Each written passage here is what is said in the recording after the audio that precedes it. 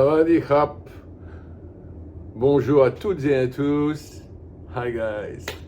Alors, vous avez vu là des petits plans juste après le générique, avant que j'intervienne. C'est ce que j'ai vécu hier soir. Voilà, une grosse averse. Il y en avait eu plein dans la soirée. J'étais dans un bar. J'ai choisi un moment que je pensais propice, où il pleuvait plus. Je fais comme d'habitude, je rentre à pied. J'ai commencé mon chemin vers la maison et puis soudain, sans prévenir, ça s'est mis à tomber, mais exactement avec l'intensité qu'on peut constater sur les images. Ça n'a pas prévenu du tout. Donc je me suis abrité et puis alors comme ça voulait pas s'arrêter. Visiblement, un chauffeur espèce de tuk-tuk taxi là m'a proposé de me ramener à la maison. Bon, j'avoue que j'étais tellement trempé, j'avais tellement envie de rentrer que j'ai même pas négocié le prix. Voilà. Enfin, c'est l'intensité des averses ici. Ça peut être ça très rapidement. Ça peut même être plus. Voilà. Donc c'est la fin de cette petite parenthèse. Je vais donc, comme promis, vous livrer cette petite vidéo qui va avoir comme sujet le fameux sourire thaïlandais. Voilà, puisque vous savez que le royaume est appelé le pays du sourire. Donc je reviens immédiatement pour rentrer dans les détails. Alors, me voilà de retour pour parler du sourire. Non, trêve de plaisanterie. Bon, tout le monde sait que la Thaïlande est connue, le royaume est connu comme le pays du sourire. Voilà. Inutile de vous dire que le sourire en Thaïlande, c'est une sorte de de tradition et de comportement ancestral. Et c'est devenu aujourd'hui, ça a été réduit, je trouve, un peu un argument commercial pour attirer, dans un but purement promotionnel, pour attirer en fait le plus grand nombre de visiteurs dans le royaume. Et inutile de préciser que ça a évidemment beaucoup de succès, parce que la première image que les gens ont de la Thaïlande quand ils prévoient de venir, eh bien, c'est qu'on pense au royaume comme une nation où il fait bon vivre, dans un environnement de rêve, ça évidemment, doté d'une population locale qui est généralement très serviable, courtoise, accueillante et souriante. Voilà. Alors, pourquoi est-ce que les Thaïlandais sourient? Parce que alors évidemment, hein, nous, quand on vient ici, au premier abord, on pense on va simplifier un peu les choses, mais on pense qu'ils sourient parce qu'ils sont contents. Voilà, de nous voir. Ouh, coucou. Bah non, en fait non. Non, pas du tout. En fait, les Thaïlandais sourient même dans les situations où le sourire n'est pas une garantie et où chez nous, par exemple, en Europe, en France, on ne sourirait pas du tout, on n'y penserait même pas. Le concept en Thaïlande de sauver la face est très important pour beaucoup, j'allais dire pour la plupart des locaux, même une écrasante majorité. Leur culture impose certaines règles. Par exemple, au lieu de montrer une émotion comme de la colère ou de l'anxiété, les gens se contenteront ici, les Thaïlandais, de sourire et d'agir comme si tout allait bien. Alors, c'est à la fois une question de pudeur, et je pense qu'il y a un peu de respect des autres, et qu'il y a aussi peut-être un peu de fierté qui s'y mélange. Alors évidemment, si on compare à nos attitudes, à nous, ici c'est très différent. Sans généraliser, moi j'aime pas beaucoup ça, mais on peut dire que les Asiatiques, dans leur grande généralité, dans leur majorité, ne fonctionnent pas du tout de la même manière que nous dans les relations avec les autres. C'est vrai que nous autres, on est dans l'émotion, on pense que toute vérité est bonne à dire. eux, ici, ils sont beaucoup, beaucoup plus dans la pudeur et dans la retenue. Et attention, ça ne veut pas dire qu'ils ne ressentent pas les mêmes choses que nous, hein, les mêmes émotions, même si elles sont négatives. Mais ils ne les montrent pas, ce qui leur permet, encore une fois, de sauver la face et surtout de ne pas heurter l'autre, en fait. Voilà, et de laisser les discussions, quand elles se produisent, à un niveau, on va dire, paisible et respectueux, sans intégrer dans la discussion des choses qui pourraient être négatives, voire tristes. Voilà. En fait, pourquoi est-ce que j'ai dit au début ancestral? Tout simplement parce que pendant des siècles, pendant presque toute l'histoire du royaume, ses habitants ont su composer, fabriquer un véritable art qui concerne la communication non verbale. Et justement, ce sourire est basé sur cette communication non verbale. Alors, quand on dit le sourire, c'est faux. C'est les sourires thaïlandais. Et en fait, il y a un large éventail on va dire, de sourires différents qui vont en fait c'est des sourires qui se fabriquent en fait avec tout le visage. Donc en effet, c'est la bouche, mais aussi le nez, les yeux, les sourcils. Et en fait, la politesse et la retenue ici sont des vertus tellement importantes, et notamment quand deux personnes ne se connaissent pas et se rencontrent, ou quand il est question de hiérarchie. Voilà, et c'est vrai que, oui, les Thaïs, alors, en fait, ils sont capables de livrer quasiment sur commande un sourire. Mais un sourire X ou Y, ça ne signifie pas que c'est le bonheur et la satisfaction immédiatement. Le sourire va pouvoir exprimer aussi un spectre très très large de sensations, comme l'excuse, la gêne, la frustration, ou encore même la tristesse, en fait. Alors, je ne vais pas vous les lister ici parce que ça va être trop long, mais en fait, il y aurait... Alors, le sourire ici s'appelle Yims.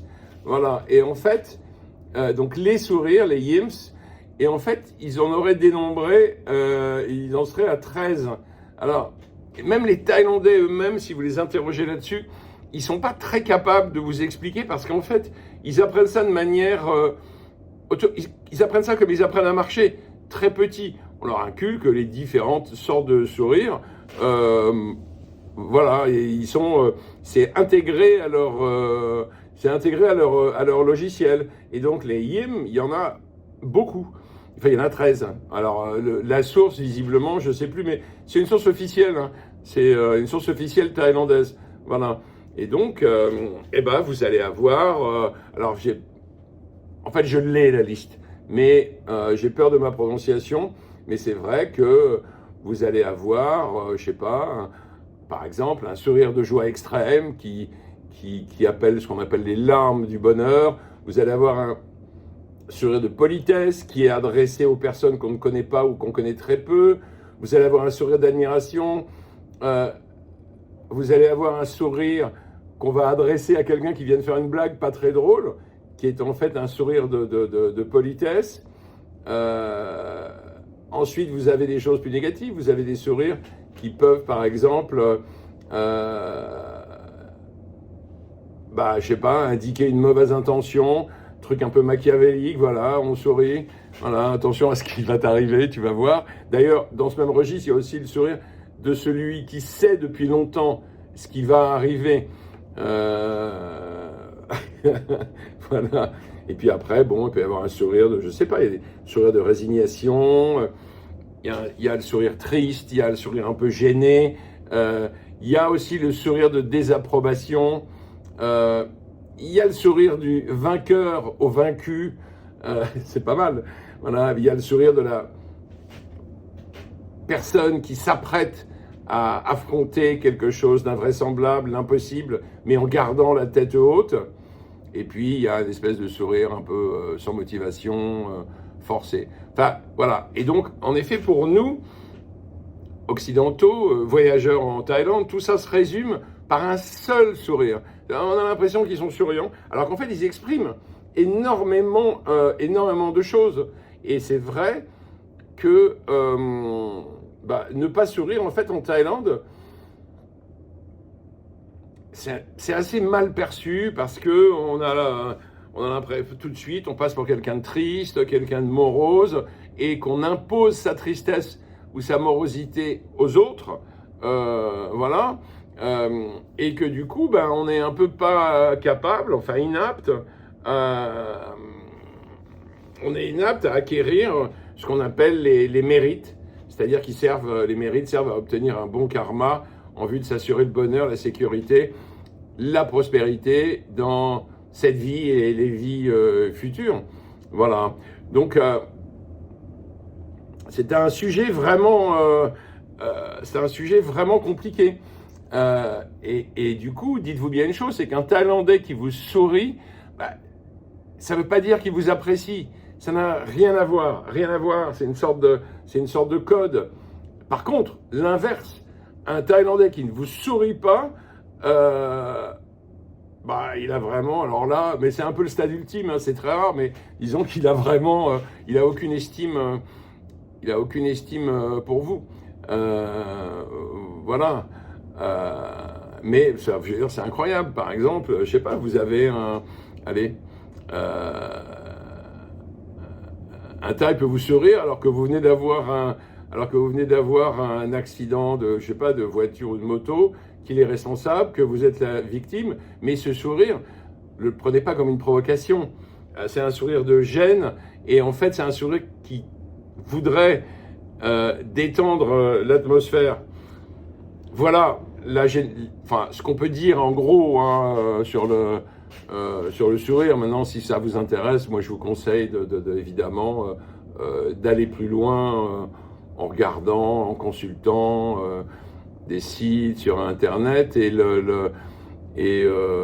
voilà. Alors je me rappelle plus en fait quelle est la source là des différents sourires. Alors bon, suivant les endroits, ils vous diront 13, ils vous diront 8, ils vous diront 10. Mais bon, en tout cas, sachez qu'il y en a plusieurs. Alors, moi, en fait, évidemment, je ne vais pas vous dire le contraire. C'est beaucoup plus agréable d'être dans un pays où les gens sourient naturellement, même si ça ne veut pas dire tout le temps qu'ils sont contents, qu'un pays où les gens, font la gueule en permanence. Et vous voyez très bien de quel pays je veux parler. Le nôtre, le mien. Après, il y a aussi un autre truc, quoi. C'est que quand vous demandez à quelqu'un « Comment vas-tu ?» et que cette personne vous répond « Oh, je vais pas bien », en France, vous allez vous intéresser à lui, vous allez lui demander pourquoi il va pas bien, une discussion va s'engager, peut-être une discussion un peu lourde. Ici, si un Thaï vous demande comment vous allez et que vous répondez oh, pas terrible, ne vous attendez pas à ce qu'il vous pose des questions et à ce qu'il essaie de poursuivre la conversation. Pas du tout. Il va même pas vous dire qu'il est désolé, il va continuer à sourire et normalement, il va pas rester très longtemps. Voilà, parce que c'est un type de conversation qui est trop personnel, que je juge inconvenant et un peu lourd. C'est-à-dire que c'est pas des choses qui détendent l'atmosphère. Bon, nous en France, on adore les atmosphères un peu lourdes. Et puis aussi, on a cette espèce de truc où il faut absolument, dire la vérité tout le temps. Voilà, même si elle est pas bonne à dire. Nous, on dit que la vérité est toujours bonne à dire. C'est pas tout à fait vrai. C'est pas tout à fait vrai. Alors, je me rappelle pas du mot, mais ici, ils ont carrément un mot spécifique pour décrire cette attitude. Alors, l'attitude qui consiste, en fait, à éventuellement même délivrer un petit mensonge de manière à ce que la conversation ne tourne pas au lourd, au glauque, au triste. Voilà. Donc il préfère un petit mensonge qui permet en fait d'éviter l'obstacle. Voilà, un petit peu. Et puis alors après, moi il y a des questions que je me pose quand même un peu sur ce sourire permanent, parce que pour nous autres occidentaux, il est en fait difficile d'en saisir les nuances et du coup difficile de comprendre ou de savoir très exactement ce que la personne pense en face de nous. Voilà, parce que, bah oui, tout est fait avec le sourire et je trouve que ça a tendance un peu, comment dire, à noyer le poisson. C'est-à-dire que, voilà, il y a des fois, bah oui, il y a des fois, on aimerait bien comprendre ce qui se passe, comprendre ce que la personne ressent, et avec ce sourire qui crée une espèce de brouillard permanent, et bah, du coup, c'est difficile. Voilà. Alors bon, pour conclure, yes, on adore tous le sourire thaïlandais dans le royaume. C'est vrai que c'est très agréable comment dire, c'est très agréable oui, voilà, d'évoluer au milieu d'une population qui a cette attitude pacifique, souriante. Mais il y a ces limites-là, c'est-à-dire que bon, quand on est 15 jours en vacances, on a l'impression que tout le monde est content, les gens vous sourient, on trouve ça super, on n'a pas beaucoup creusé. Après, quand on est là plus longtemps, c'est un peu difficile, encore une fois, d'évoluer dans ce brouillard permanent, permanent et souriant. Voilà, un brouillard permanent et souriant. Très bien, voilà. Bon, bah, j'en ai fini avec mes explications. Je reviendrai peut-être un jour. Mais bon, voilà. Donc d'ici là, bah, écoutez, d'ici là, portez-vous bien. N'oubliez pas, évidemment, de liker, de vous abonner et de commenter. Et puis moi, je vous dis à une prochaine vidéo. Salut, salut!